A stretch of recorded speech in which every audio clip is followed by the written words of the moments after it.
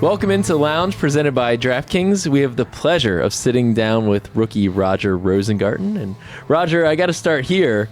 The transition in colors really works out. You're wearing the Washington shirt, purple to purple. That for your wardrobe, this is really the ideal situation. No doubt. You said it best. I mean, I think that was the first thing when I got drafted. My parents were like, well, at least you don't have to change most of your clothes. So, I mean, it's great. So this is kind of like me. Everybody's always like, I never see you not wearing Raven stuff. So it's like you with purple. I never not see you wearing purple. Purple, yeah, absolutely. Hit it on the head. Well, the reason for you is because it's free. You know? Oh, of course. Free 99 always fits. Any freebie, I'm taking it. Right. So, Roger, just, how have things gone so far? You've gone through rookie minicamp, now in OTAs.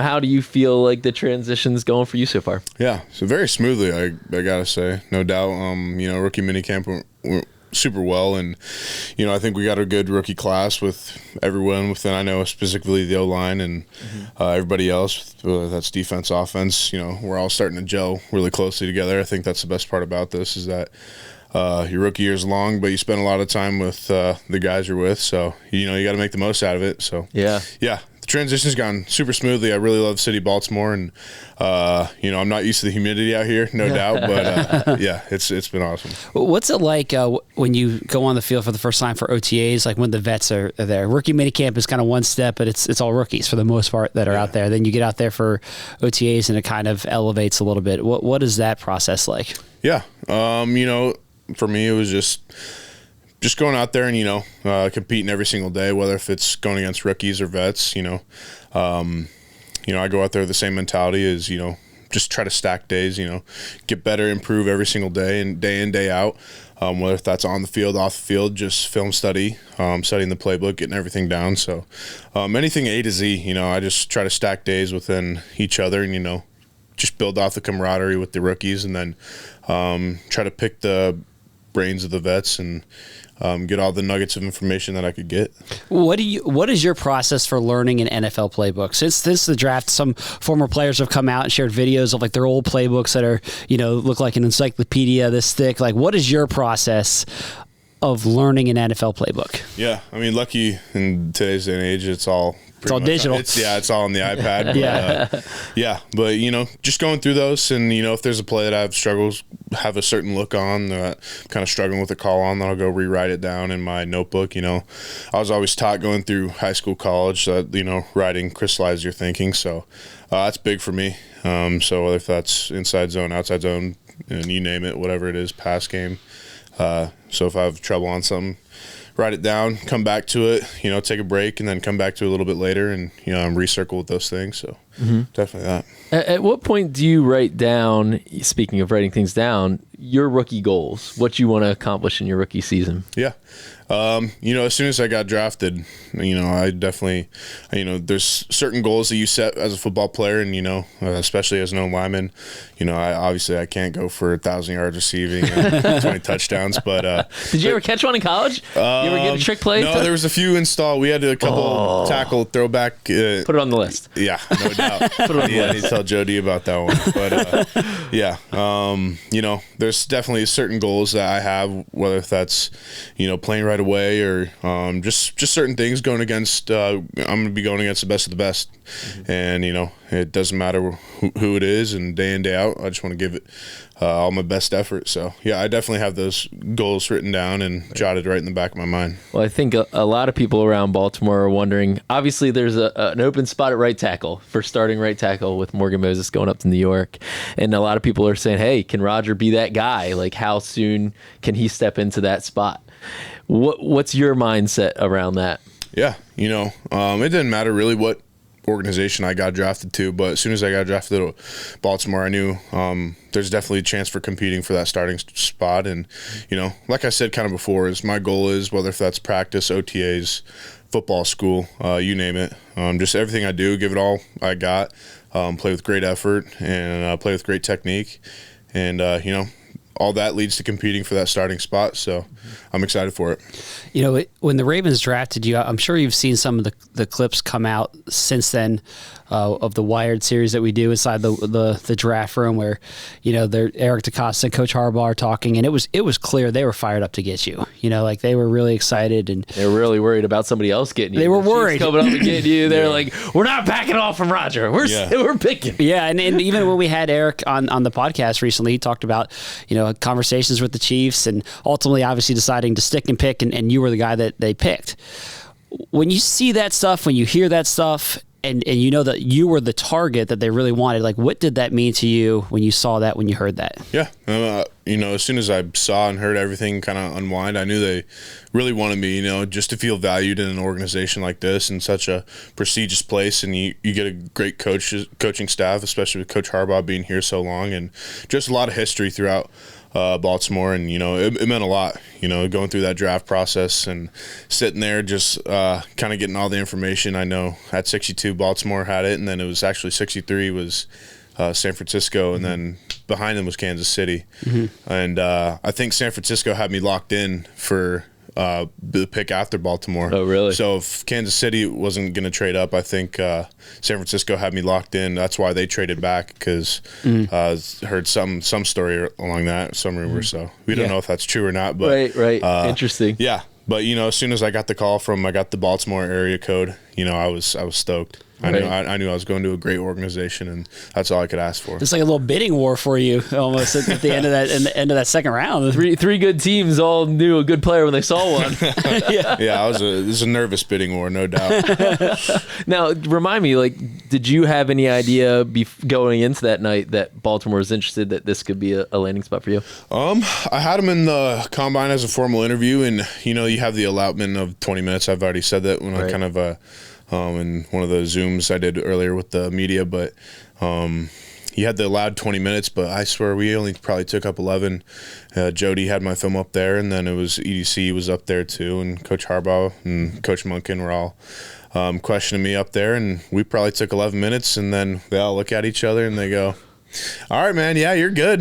So I ended my interview 9 minutes early within the time, and was that the only one that ended early like that? Yeah, it was. So I knew I had a great interview, and I felt really good about it, but it kind of just went silent after that within the Baltimore. I didn't have a 30 visit, anything. So yeah, I mean, just looking back on it, it's super cool how it all plays out. It's kind of funny. I can see it going either way. I could see that being is this a good thing or is this a bad thing? You're cutting the interview short. What's the vibe here? Yeah. I mean, when I was sitting there, after everything, they all looked at each other and smiled and started laughing. I was like, "Oh man, did I make a fool of myself?" I was like, "I don't think so," and obviously not. So it all turned out very well. So yeah, that's funny. So your athleticism, your mobility really stands out immediately. Watching your tape, watching you now on the practice field and stuff. I'm curious. Was it multi-sports? Where did, for your size, to be able to move the way you do? Is it just good genes? Is your opportunity to give mom and dad a little pat on the back? No doubt. Where's that come from? Yeah, I mean, like you said, I got to give it to mom and dad, and they had really good genes. They were both athletes growing up, and Where'd they play? My dad, he played at Western Montana, a small NAI school in Montana. He played hoops, and my mom just played throughout high school, soccer, volleyball, and basketball. So they were always staying active, and and then fast forward, you kind of, my parents always said we're gonna keep you in sports, because if you're not in sports, you're probably gonna cause trouble elsewhere. So I was super thankful for that, and I've always had enjoyment for all sports, whether if that's watching or playing it. And I remember, I think every kid's first sport was soccer, so start out running. Then I think I give a lot of credit to basketball too. High school basketball really helped my coordination with my feet and hand-eye coordination and everything, and it all came full circle. So I mean, right now I'm the heaviest I've ever been, and I'm the most athletic I feel like I've ever been too. So that's awesome. Yeah. So that was another talking point coming out of the draft, was just your weight. Yeah. And you were one of the later tackles coming out of the draft. So do they have you? What's the diet look like right now? What's Sarah Snyder have you doing? And you're packing on pounds. No doubt. Yeah. This is great. I'm not on a strict weight gain thing, but Sarah and Rachel got me dialed just to make sure, my target is my body weight and protein. So right now I'm like 315. So try to get that every single day and, mix in good healthy carbs in there. And they got me dialed in, and we got a good system going in right now, and I still feel athletic. So that's the main thing. It's interesting. So you say heaviest, but you also feel super athletic. Like, kind of tell me about just that feeling, like when you get out there in the field. Like, I'm sure there's a lot of weight talk this offseason. Lamar losing weight, slimming down. Like, Nate Wiggins is lean. Like there's a lot of weight talk this offseason.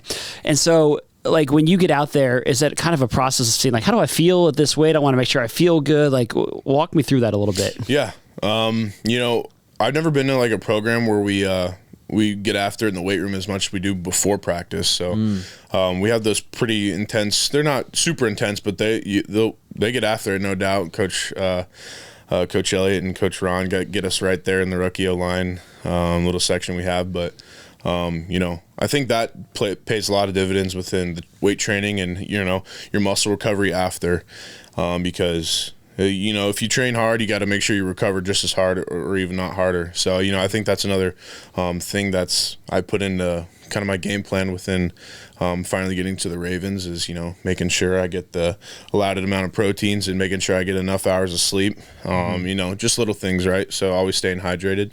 And I think that's all contributed to my athleticism and talking in terms of like how heavy I am as well. So yeah. Right. Are there specific kind of weight room goals also that they have for you of just, the transition that you make from rookie even to your second year and all that stuff, and over the course of your rookie year, it can be pretty big for some guys. Is that another kind of focus of yours? No doubt. Yeah. I mean, the weight room, I'd like to say it's my first home, I think everything you do kind of stems off the weight room, all the strengths. Yeah. And as Adrian, our trainer, was saying, he was saying most injuries are prevented, I think, at the weight room, and I fully believe that. I think if you train hard all throughout the year and the season, it pays dividends within your health and how well you feel and how well your joints feel and how your mobility is. So I'd say that's the most pretty super important thing when it comes to my football as a whole spectrum. Right. Yeah. As Garrett said, now in OTAs you're going against veterans, right? No doubt. So how has it been for you when this dude's been playing some ball for a few years? Like, do you feel like, I can hold my own out here? Like, how do you feel like that's kind of going? Yeah. I mean, everyone in the NFL is good, right? Right. So there's no plays off, no, you're going against a scout team guy, because that's not a thing anymore. So, but I mean, I take every opponent I go against. It doesn't matter if it's a 1, 2, or 3, that they're going to be the best player I ever play against. So that's kind of my mentality. And even when you get the high profile guys as the elite edge rushers in the NFL, or interior guys, you just got to step up your game up that much more. And, it takes a lot of, will and determination to make sure your guy doesn't touch the quarterback, and kind of that mentality. And, I take it with a chip on my shoulder. Yeah. How soon did your mind flip to, okay, I'm a Raven, now I'm going to be blocking TJ Watt, Myles Garrett, Zadarius Smith, how fast did you think about that? And what do you think about those impending matchups? Yeah. I mean, definitely during pre-draft, I was like, dang, and like T-minus whatever 3 months, I was like, I'm going to be going against the best of the best within the Baltimore organization, and then the rest of our division, and all the high profile edge rushers that there are, because there's some freak athletes out there, and I think those guys on the edge are definitely top of the pedestal when it comes to that. So I just love the challenge, though. Want to bring it every single day, and just do my best out there. I think young offensive linemen have a cool opportunity here to work with the O-line coach, Joe D'Alessandris. And I know you're getting to know him over the course of the last few weeks. And he's got a great track record of developing young offensive linemen that oftentimes get big paydays here or elsewhere, which is a big priority, a big focus, obviously, for every player. How much are you looking forward to working with him, and what strikes you about the way that he coaches up and develops young offensive linemen like yourself? Yeah, Coach Jody, he's been in the National Football League for a really long time. He's got a lot of experience, and I think that just adds more confidence to I know what he does for just not even myself, for the rest of the guys, and the plan he's built for the whole line this year. And the way he develops guys, whether if it's a rookie or a guy who comes in that's a vet, that's new. I think Coach Jody, he's seen it all when it comes to O-line play, and that just speaks numbers to how many guys he's coached, and he knows everybody A through Z. So he's got a lot of information, and I just try to do my best of the technique he teaches, because he's been around it and he's seen it done the best. So that's one of the best things about Coach Jody. So you're working at right tackle, competing for that spot there. You played right tackle at Washington, and just so listeners or viewers out there know, you were the right tackle, but you were protecting the quarterback's blind side. Your quarterback at Washington, of course, right. Michael Penix, was a lefty, so you're protecting the blind side there. But you're familiar with life on the right side. Yeah. How beneficial was it to have kind of both of those experiences? Traditionally speaking, it's a left tackle who protects the blind side. So how beneficial was it to protect the blind side and also get that feel for what it's like on the right side? Yeah, the blind side's really all I've known. So through high school, I was left tackle, and then the start of college, I was actually left tackle my first couple of years, and then Mike came in, and then my coach, O-line coach, who's now at Seattle now, he told me he wanted me on the blind side. So, I just took it with a chip on my shoulder, and, finally getting to a place where I'm not going to be on the blind side. So, but for me, my mentality stays the same, with that being, obviously my guy can't touch the quarterback, and, I get a little bit of leeway, but that won't change anything for me when it comes to run game, pass game, and just O-line mentality in general. So, yeah. Your teammate, Troy Faltano, who played left tackle at Washington, is now a Pittsburgh Steeler. Mm-hmm. Are you two talking smack already in the text chain? And B, kind of, did you and he have the understanding that you were kind of the left tackle? Right. Yeah. I think everybody kind of had to think twice about it when it came to, oh wait, who's really a blind side? Because left, you have to flip it when you have a lefty QB. But it didn't really matter with whether if that was me or Troy or both guards or our center. We had a really good line last year. We won that Joe Moore Award, and one of my buddies, Nate, who's at Ole Miss right now, he just sent me a text and in our group chat of we have all our like old game jerseys all in the starting line in his bedroom when he's at Ole Miss. So it was just cool to see. That's cool. And I see everyone's jerseys, but we're definitely going to see the Steelers here quite a bit, and seeing Troy and them. So I'll root for Troy, but we got to get those wins for sure versus them. Is there any kind of friendly competition between the two of you to be like, I'm going to be the better pro, right? Like absolutely. Yeah. It doesn't have to be me and Troy. It could be anybody else in the NFL, but I'm a fiend for competition. No doubt about it. That's also cool. So I just want to go back to that. So you started obviously at left tackle, but your coach said we want you. You switched to right tackle because you had a left-handed quarterback coming in. Yeah. That was why. Yeah. And that's a lot of responsibility. They wanted you to be the blindside protector, which, traditionally speaking, blindside protector is the most important position along that offensive line. But that was something that they wanted you to do because of your left-handed quarterback. Yeah. Yeah, definitely. When Mike came in, Coach Huff brought me into his office and sat me down. He's like, I want you to go take reps at right. And, at the time I was considered a redshirt freshman, so I was the youngest one on that O-line in 2022. I think we had 3 seniors in them, both guards and centers, and then me, and then Troy was a junior, and then I was the redshirt freshman right tackle as the blind side. So, definitely if you want to talk about pressure, you got to make sure you bring it every single day. Yeah. Whether that's, back then it was spring ball, but OTA, same thing. Yeah.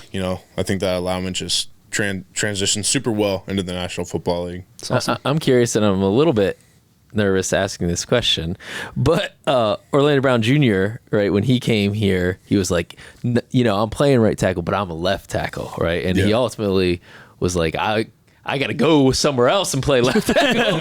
So I don't want to put plant anything in your head, because I like you, Roger, and I want you to be around here for a very long time, right? But is there any part of you that does kind of miss man, I'm not going to be the left tackle anymore?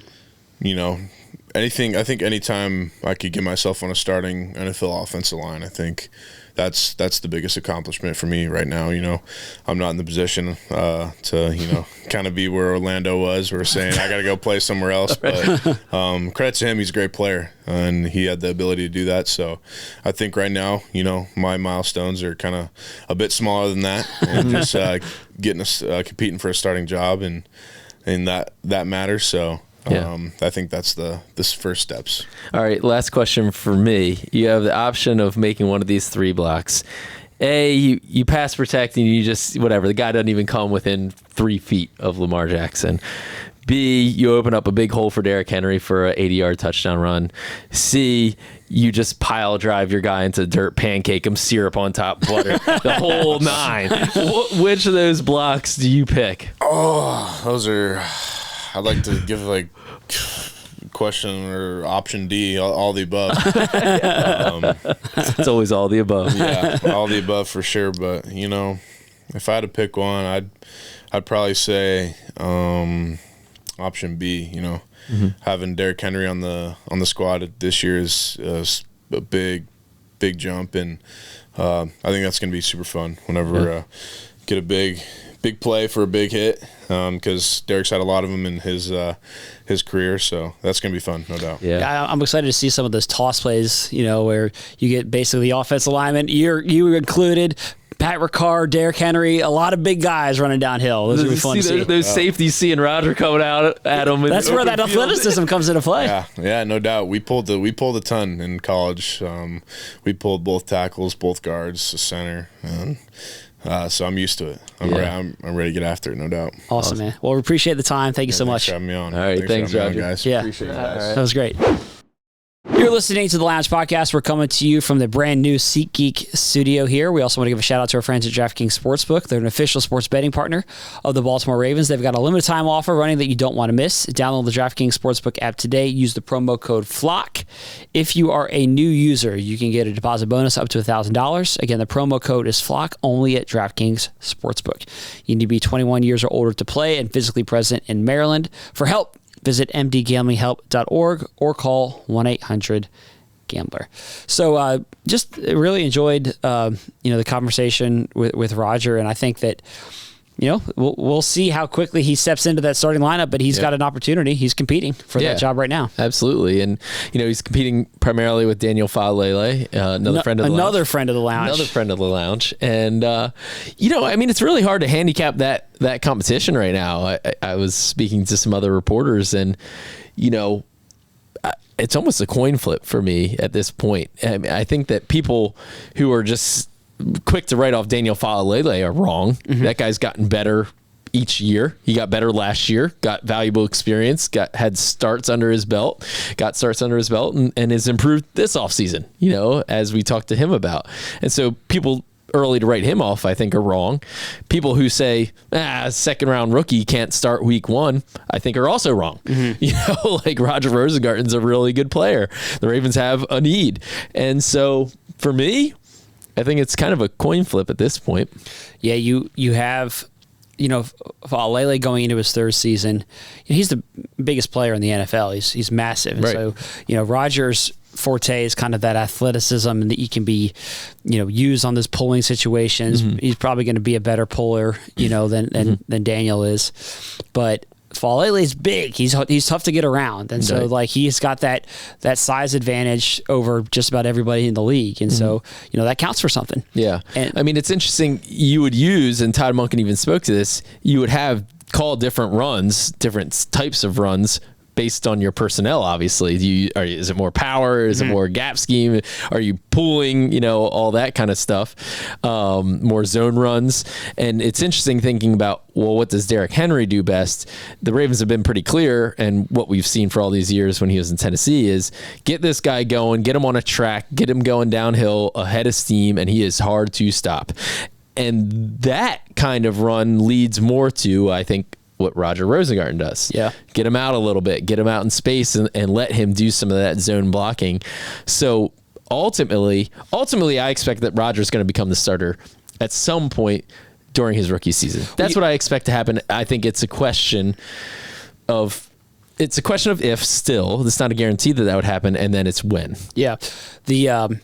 You brought up Orlando Brown in a different context, but if you go back to Orlando Brown's rookie season, he did not start right away. You're right. It was like 6 weeks into the season. He came in, midway through that season and ultimately took over that starting job, and of course, never lost it, but it took a little while. And that's Orlando Brown, who was a Pro Bowler the next year. So I think that that could certainly be the case for Roger. Yep.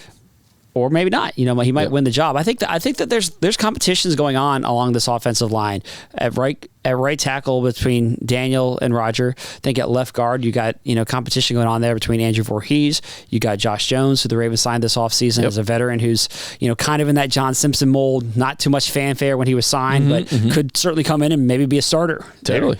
And at right guard, Ben Cleveland I think has the he's the odds-on favorite for that starting job, but I think that Patrick McCary is still in the mix for Saleh is still in the mix.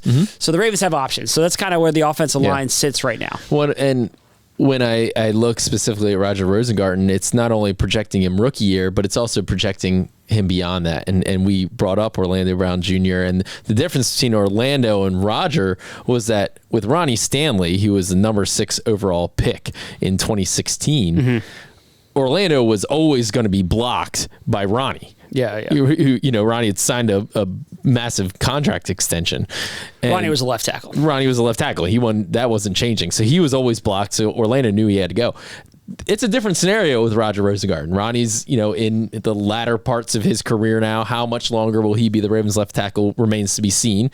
But Roger, who clearly, as we were talking to him about, was a left tackle in college, has a much clearer path potentially to go back to that spot in Baltimore if he proves capable.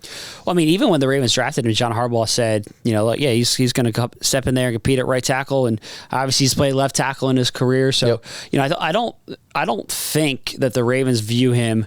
He's only a right tackle. He's only a right tackle. That's his position in the NFL. Correct. I think that they view there to be potential for him to play left tackle down the line. And just in talking with Roger, he clearly had a sense of pride about that conversation that he had with his college coach of saying, we want you to be the blindside protector. Yep. And that's something that matters to offensive tackles, that carries weight. That's the most important position. It's the highest paid position, all that stuff. We've seen that with Orlando, as you mentioned. Right.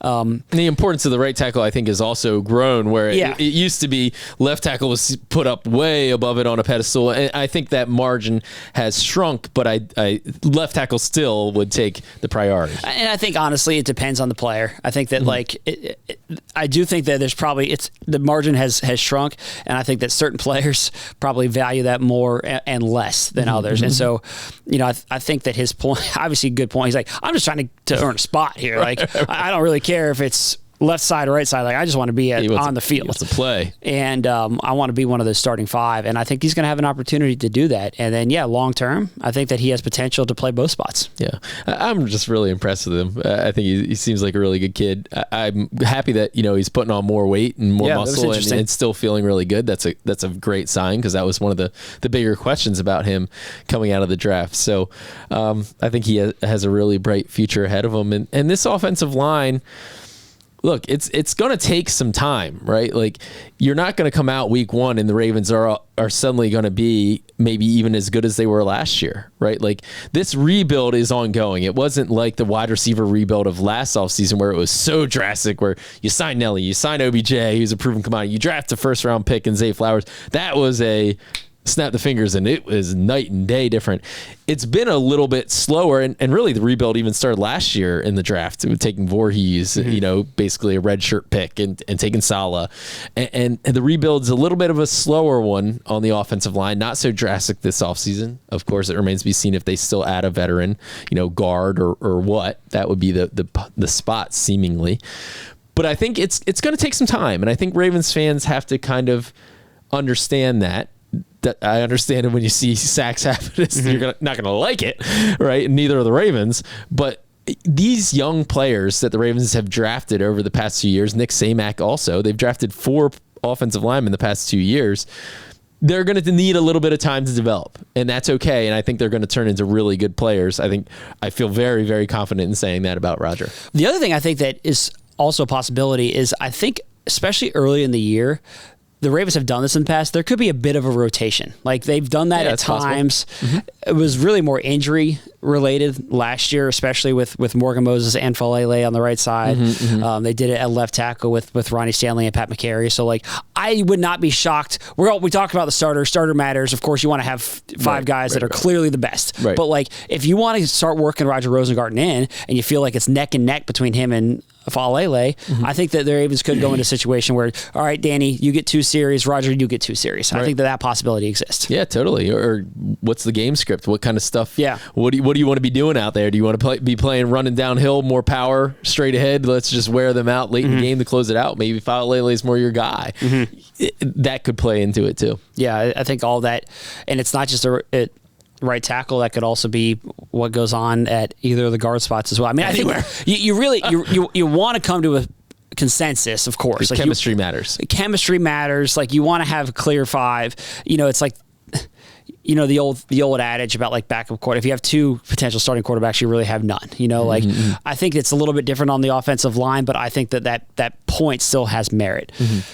So I think it's going to be, as we've talked about a million times, it's going to be one of the big stories of this team and a position group to watch over the course of the summer. Absolutely. Well, thanks for listening, and make sure you go back and check out our OTA takeaways from the second week of OTAs if you haven't listened to that. We're preparing for the 3rd week now of OTAs. Also, make sure you check out Ravens Press Pass for all the press conferences, and you can always email us at thelounge@ravens.nfl.net. We'll be back with you later this week.